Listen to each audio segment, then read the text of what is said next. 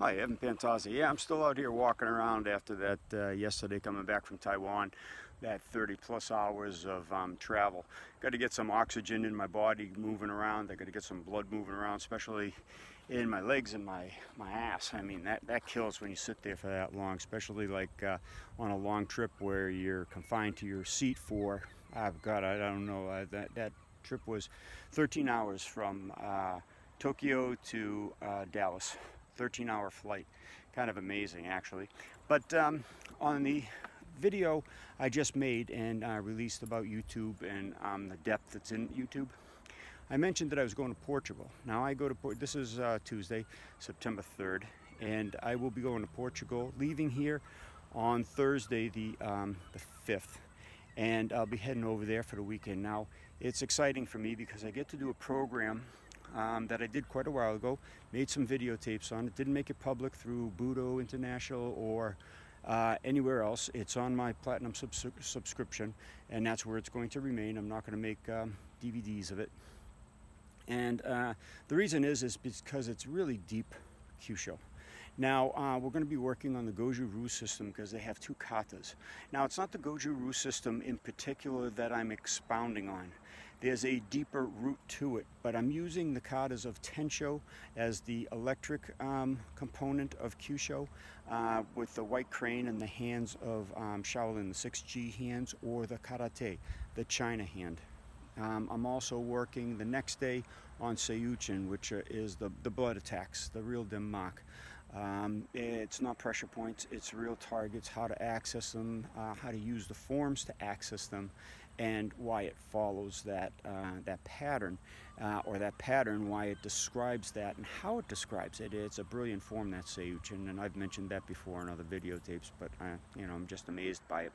But anyway, we're going over to teach that. Now the components that I'm trying to teach are not so much the components of the kata, like the positions and whatnot. Yes, I'm using the hand targets, I'm using the sequences of the katas to illustrate and to help the people to target with the correct tools, the turning palms or the hands, the 6 hands of Tensho.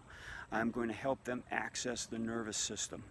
Now, it's deeper than that, though, and you need to get this concept, and I've mentioned it here on YouTube before, and definitely in my Platinum subscription, and I'll put that link below. But when you get into the Kyusho, and you have to find the Bubishi. The Bubishi is an ancient text on using Denmark, but it also opens, or reveals the electrical hits of the art of Kyusho or Denmark as well. And there's two components. There always has to be.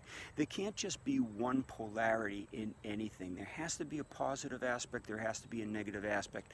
There has to be a grounding aspect. All right, the grounding aspect is the katas and the actions in the katas. That's neutral ground. Now, everybody does katas in karate, and they do separate different patterns, and they might do the same kata, like kata Seiyuchin as an example, but they do it differently. They do it according to their stylistic approach, which is fine, and people find that difference befuddling, or they find it so it's like the Bible, and it's not. It's the underlying aspects of that. So the kata, the actions, again, have similarities throughout every style. So that's your ground. All right, you have to have a positive, like a positive electricity, you have to have a negative electricity. Positive electricity being the neurological system and the attacks on the neurological system, or linked to the white crane. And I've mentioned this before, but for those of you that didn't see the video or are not aware of the concept, the white crane, why is it called white crane? Well, yeah, there's a lot of white cranes, but I think it's a little deeper than that. When you get hit neurologically, your vision will have a white flash. That means your nerves, your cranial nerves, your brain itself has been overloaded, and that turns out that you have a white flash in your eyes before you drop to the ground, before you pass out, before you have some sort of physical dysfunction. Now with the and that's a positive energy, because you have to use a force to shock into the body to create that. All right, you have to create that white flash with an overabundance or overload of their neurological system. That's why it's a positive. Now the tiger, it's attacking the blood, is the negative. Okay, and that's because it's sealing. It's not trying to promote or push energy along to overload. It's trying to steal or cease or seal the blood from its flow, and therefore weaken the body that way. And that's the negative effect, okay? And that is a huge factor. Now, a lot of people have taken this already. I've seen some YouTubes on it, and they've already expounded on those two aspects, the yin and the yang, the black tiger. It's not a white tiger, it's a black tiger. And there's not a heck of a lot of black tigers in the world. There's actually more white tigers in the world for the physical animal. And of course, there's always the multicolor orange, black, white tiger that's the most profound and abundant. But there have been black tigers, and there are manuals with the black tigers, and pretty astounding. And you'd see that if you saw the Seiyuchin film that I put on the Platinum subscription, and you see the ramifications and the reasons why. And things go black. Your eyesight goes to black when you affect the blood. So the Bubishi has some profound facts that haven't really been extrapolated on, and we're trying to work that for you so you can understand that manual more and see the keys of that. But so you got the positive, the negative, and the ground. And the Tensho and the Seiyuchin kata from the Goju style that I'm going to be working with the people of Portugal is a great way for anybody that does any kata to come in and understand how they can take their form down and understand these positive, negative ground effects. Okay, in Uechi-ryu they have the crane, the tiger, and the dragon being the ground or the neutral, or the link between them, or the ramifications thereof of blending.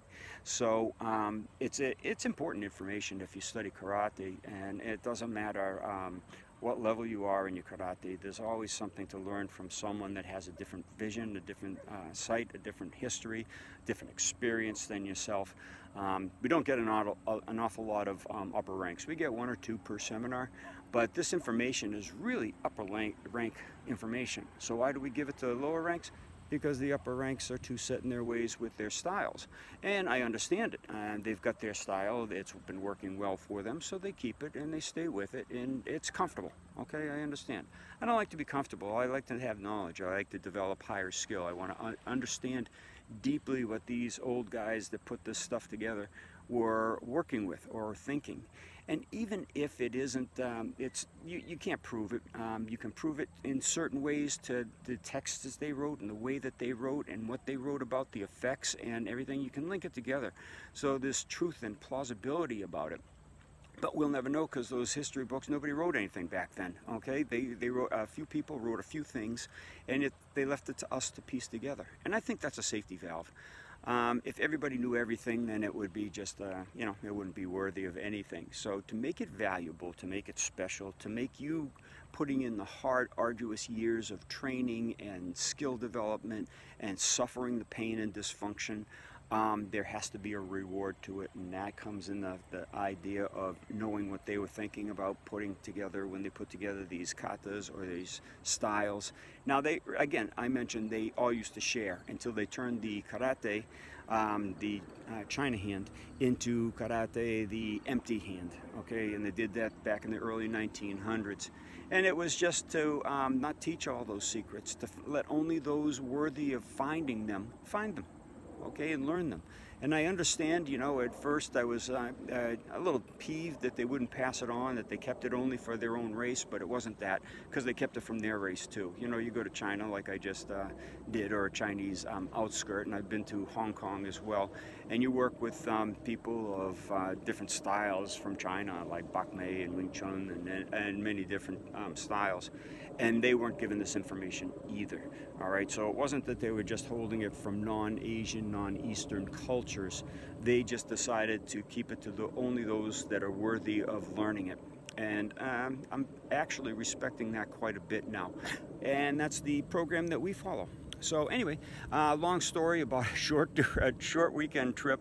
But if you're in the Lisbon area this coming September 8 and 9, make the contact below. I'll put that link of that seminar below, how you can contact the hosts, get organized, get in there, and whether you study a Japanese style, an Okinawan style, a Chinese style, no matter what style it is, you're going to see the information that's put out, you're going to work with it, and you're going to get a better appreciation first of what's in the Bubishi, what's at the core of the martial arts, all martial arts, not just your particular style, and how to make your style deeper. And you will be the deserving one because you went through the trouble of making the effort to get there. Thanks for watching. See you in Portugal.